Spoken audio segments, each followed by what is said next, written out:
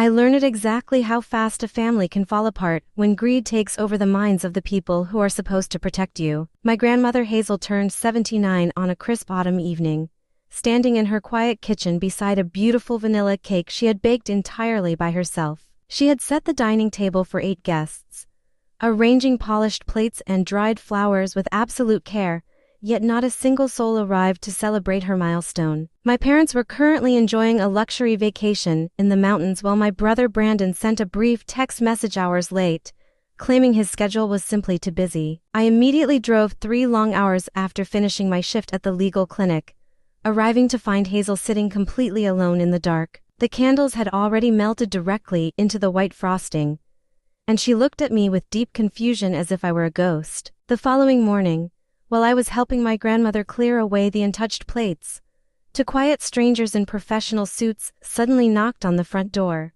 They handed me a heavy manila folder that was completely sealed with thick wax and bore the distinct signature of Hazel across the back. The woman told me to read the contents carefully before speaking to my parents, leaving me on the porch with a growing sense of dread. To understand why this moment shattered everything, you must understand the dynamics of our wealthy family. My father Arthur was a prominent executive who spent his days on golf courses, while my mother Beatrice managed high society charity events. My brother Brandon operated a massive luxury construction firm and drove vehicles that cost more than my entire annual salary as a simple legal assistant. They always viewed me as the insignificant paperwork girl who handled minor tasks. However, this old house belonged to the woman who actually raised me with unconditional love when my own parents were too busy. Late that evening, while searching the hallway for a glass of water, I discovered a hidden business card from a local real estate agent tucked behind a family photograph. The card contained a handwritten note estimating the market value at nearly $700,000, indicating a very fast cash closing was possible. My suspicions were confirmed when I discovered a secure real estate lockbox clamped onto the utility meters hidden behind the garden bushes. Inside the kitchen drawers, I unearthed an unsigned purchase agreement from a wealthy corporate bureau alongside a note written in the handwriting of Beatrice. The document listed Brandon as the authorized representative of the seller, proving my own brother was secretly preparing to sell the home of our grandmother within weeks. I immediately called Beatrice to demand answers about the secret listing, and her warm tone vanished into icy corporate calculations within seconds. She told me that the family had decided to handle the property because Hazel was suffering from advanced memory loss and could no longer remain independent. My mother coldly stated that the sale would fund a care facility while simultaneously rescuing the failing construction company of Brandon from complete financial ruin. That heartless admission forced me to finally break the wax seal on the mysterious folder my grandmother had left for me.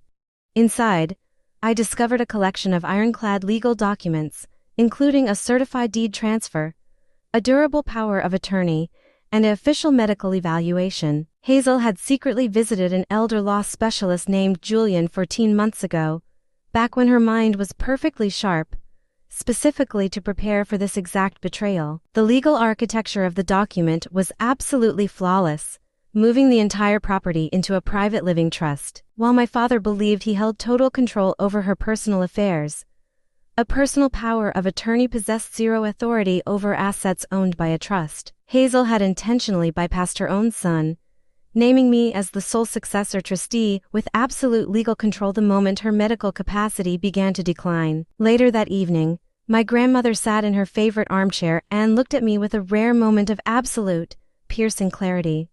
She whispered that she remembered visiting the lawyer because she knew Beatrice would attempt to seize the estate the moment she became vulnerable. Hazel squeezed my hand with surprising strength, telling me that she was not gone yet and that she trusted me to defend her sanctuary. The very next afternoon, Brandon walked into the house without knocking, tossing his expensive car keys onto the counter with an arrogant smile. He condescendingly explained that the property was essentially sold and that the cash funds would be placed into escrow by the following week. My brother firmly told me that I was completely out of my depth and should not interfere with a major corporate family decision. I did not raise my voice, but instead laid the certified trust documents flat upon the kitchen counter directly in front of his face. I calmly explained that the house belonged to a trust managed exclusively by me, rendering the contract he forced Hazel to sign completely void. His expensive tan completely faded as he realized that his desperate plan to save his failing business had been entirely dismantled by the paperwork girl. The corporate buyers immediately withdrew their cash offer once our attorney issued a formal cease and desist order to the agency. Brandon was forced to liquidate his luxury vehicles and real estate lots to cover his massive debts, narrowly avoiding total bankruptcy. My parents stopped visiting entirely out of sheer embarrassment, which became a peaceful blessing that allowed me to protect my grandmother without any further toxic interference. 1 year later, I stood in that same familiar kitchen, happily baking a fresh vanilla cake decorated with buttercream roses for her 80th birthday. I carefully set the table for just the two of us, using the finest porcelain plates she cherished so deeply. When Hazel looked at me with soft eyes and asked if it was Tuesday, I smiled warmly and told her she was exactly where she belonged.